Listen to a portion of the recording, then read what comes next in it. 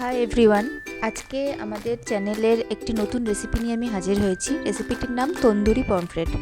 রেসিপিটি খুব একটা কঠিন কিছু নয়, জাস্ট একটা বলে আপনারা প্রথমে কিছুটা টক দই, তারপরে তার মধ্যে কাশ্মীরি রেড চিলি পাউডার কালারটা টেক্সচারটা আনার জন্য, এবং কিছুটা চিকেন তন্দুরি মশলা, তিনটে জিনিস অ্যাড করে নেবেন। মিক্স করে দেন একটা লেবু আমি স্কুইজ করে কেটে নিয়েছি। ওই মিক্সচারে লেবুর টুকরোটা পুরোটাই যাবে, কারণ আমার 4 পিস মাছ ছিল, তো সেই মাছের পরিমাণ অনুযায়ী আপনারা আপনাদের মাছের পরিমাণ অনুযায়ী দেবেন। দেন আমি 4-3টে চেরা কাঁচা লঙ্কা, কিছুটা ধনেপাতা দিয়ে মিক্সিতে একটা স্মুথ পেস্ট বানিয়ে নেব, এবং এই পেস্টটি বেসিক্যালি ওই দইয়ের মিক্সচারটার মধ্যেই যাবে। মাছটাকে ম্যারিনেট করার জন্য এটি কাজে লাগবে। মাছটা আপনারা যতক্ষণ ম্যারিনেট করবেন তত মাছের স্বাদটাও আরও বেশি এনহ্যান্স হবে। তো পুরো মিক্সচারটা একসাথে মিক্স করে নিয়ে তার মধ্যে 1 tablespoon ginger paste, 1 tablespoon garlic paste যাবে। গার্লিক পেস্ট, জিঞ্জার পেস্ট দিয়ে ওই মিক্সচারটাকে ভালো করে আপনারা মিক্স করে নেবেন। বিফোর দ্যাট 1 টেবিল স্পুন আমি তেলও দিয়েছি।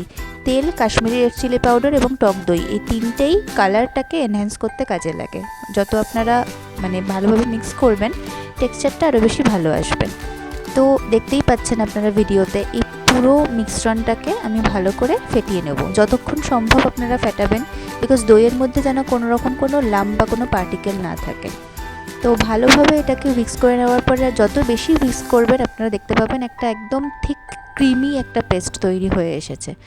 তো ওই পেস্টটা বেসিক্যালি আপনাদের মাছে ম্যারিনেট করতে কাজে লাগবে। তো এখানে আমার 4টে বড় বড় পমফ্রেট মাছের টুকরো নেওয়া আছে, যেটাকে আমি দুদিক থেকে কাট করে নেব।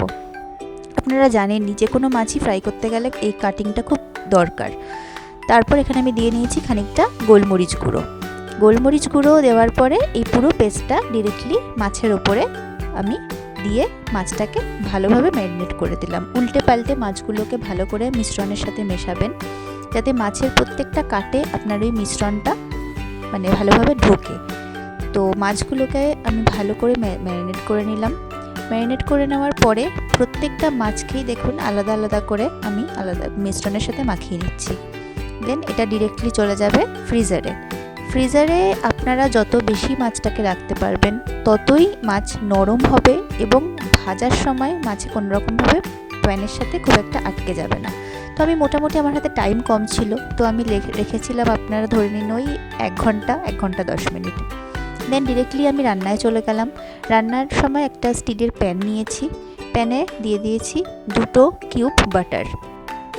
তো 2 কিউব বাটার, আমি ফার্স্টে 2 পিস মাছ ভাজবো। প্রথমে 2 পিস মাছ ভেজে দেখে নেবো জিনিসটা কেমন হচ্ছে। তো বাটারটা আপনাদের অ্যাকর্ডিং আপনারা দেবেন। বাটারটা একটু বেশি সামান্য দেওয়ার চেষ্টা করবেন, যাতে প্রত্যেকটা মাছে বাইটে না বাটারের একটা ফ্লেভার আছে, তো সেইটা যেন আসে।